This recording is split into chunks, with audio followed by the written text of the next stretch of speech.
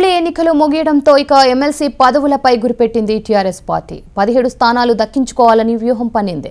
ఇందులో భాగంగా తాజాగా ఎన్నికల్లో గెలిచిన 2 ఎమ్మెల్సీ పదవులకు రాజీనామా చేశారు. మరోవైపు మార్చి నెలాఖరున 9 మంది ఎమ్మెల్సీలు పదవి విరమణ చేయనుండడంతో పాటు పార్టీలో మారిన వారు, ఇతర పార్టీలో ఉండి ఎమ్మెల్యేగా గెలిచిన వారు రాజీనామా చేస్తే ఆ స్థానాలన్నీ దక్కించుకునే యోచనలో ఉంది టీఆర్ఎస్. తెలంగాణలో అసెంబ్లీ ఎన్నికలు ముగియగానే ఎమ్మెల్సీ పదవులపై గురిపెట్టింది అధికార పార్టీ. ఈసారి 17 స్థానాలు దక్కించుకునేందుకు ప్లాన్ చేసింది టీఆర్ఎస్. ఇందులో భాగంగానే తాజాగా ఎమ్మెల్యేలుగా గెలిచిన మైనంపల్లి హనుమంతరావు, పట్నం నరేందర్ రెడ్డి నిన్న రాజీనామా చేశారు. ఇక కాంగ్రెస్ పార్టీ నుంచి గెలిచిన కోమటిరెడ్డి రాజగోపాల్ రెడ్డి కూడా ఎమ్మెల్సీ పదవికి రాజీనామా చేయనున్నారు. దీంతో పాటు పార్టీ మారిన మరో 4గురిపై అనర్హత వేటుకు సిద్ధమైంది టీఆర్ఎస్ పార్టీ.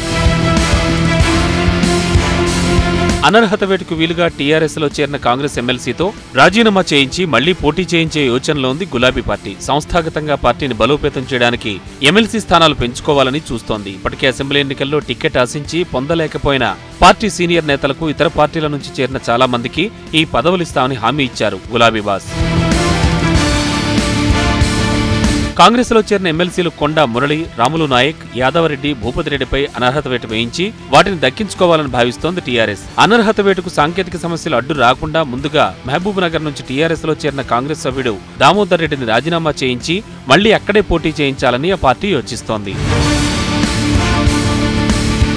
ఇవి కాకుండా మండలి చైర్మన్ స్వామిగౌడ్, మంత్రి మహబూబ్ అలీ, విపక్ష నేత షబ్బీర్ అలీ సహా 9 మంది పదవీకాలం వచ్చే మార్చితో ముగియనుంది. వీటన్నింటినీ దక్కించుకునేందుకు వ్యూహాన్ని సిద్ధం చేసినట్టు తెలుస్తోంది. రాములు నాయక్ పై అనర్హత వేటు పడితే గవర్నర్ కోటాలో ఒక స్థానం టీఆర్ఎస్ కు దక్కుతుంది.